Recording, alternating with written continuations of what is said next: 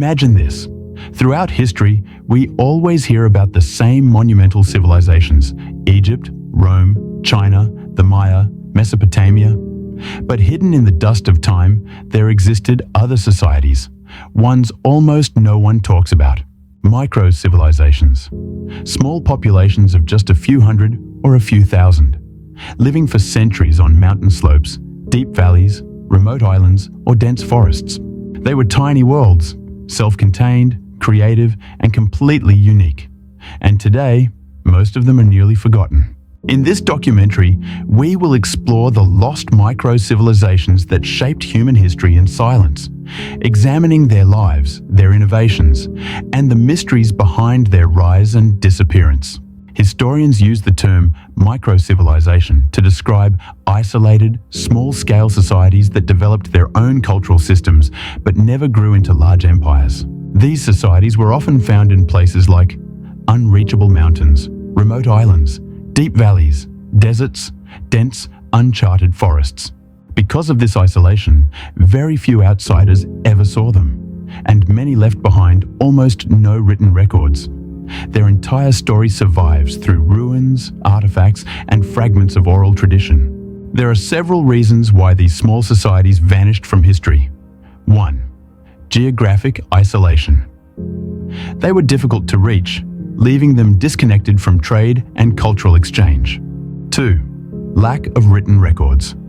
Many relied entirely on oral tradition. No books, no archives, nothing to preserve their identity.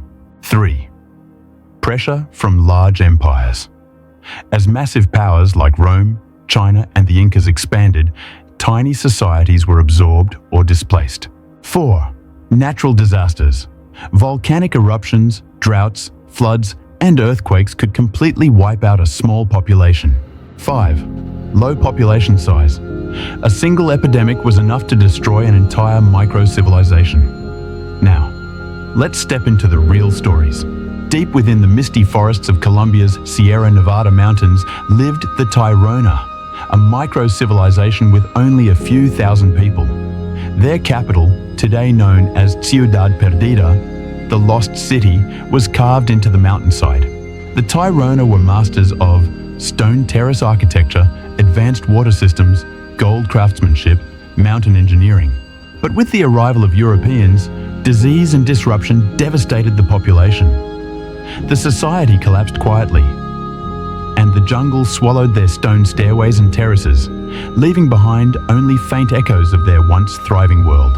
In the highlands of the Philippines lived the Ifugao, a micro-society of roughly 3,000 to 4,000 people. Their greatest achievement? The 2,000-year-old rice terraces carved into steep mountain slopes. Even today, engineers and architects admire their precision. The Ifugao resisted Spanish colonization for centuries, but their isolation and harsh environment limited their population. Over time, the society shrank, leaving behind terrace fields and ancient rituals as their final legacy. Known today as Easter Island, Rapa Nui is one of the most dramatic examples of a micro-civilization. Only a few thousand people lived there, yet they carved and transported more than 800 giant Moai statues across the island, each weighing tons. Their collapse was a chain reaction: overuse of trees, loss of resources, internal conflict, ecological stress. A small population cannot recover from such disasters. The great society faded, leaving behind silent stone faces staring across the ocean. Hidden in one of the highest valleys of the Himalayas, the Zanskar people formed a micro-civilization cut off from the world during winter. Life in Zanskar meant harsh winters reaching -30 degrees Celsius. Mountain passes open only a few months per year. Isolated Buddhist monasteries carved into cliffs, ancient medical and spiritual traditions. As modern roads reached the region, traditional life declined and the population fractured. Their ancient micro-society now survives in only small fragments. High in the cloud forests of Peru lived the Chachapoya, a micro-civilization with no more than a few thousand people. The Spanish called them the people who lived near the sky. They were known for vertical cliffside tombs, mountaintop fortresses, white stone architecture, advanced botanical medicine, delicate textiles. But as the Inca Empire expanded, the Chachapoya were absorbed. Their identity slowly dissolved into the larger civilization. Today, only fog-covered ruins remain. On the island of Pohnpei in the Pacific lies a mysterious stone city built on a lagoon, Nan Madol. The builders were the Saudeleur, a micro-civilization of just 1,000 to 2,000 people. Their mysteries include transporting 50-ton basalt columns, constructing a city over water, living in complete isolation. Political conflict and dwindling resources led to their collapse. Today, their canals and basalt walls stand silent, a puzzle for archaeologists.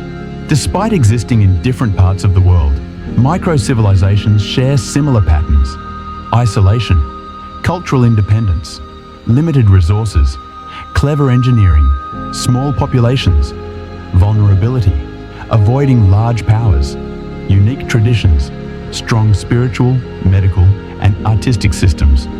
They were tiny mirrors reflecting humanity's incredible diversity. Micro-civilizations remind us of something important. Human history isn't just written by empires.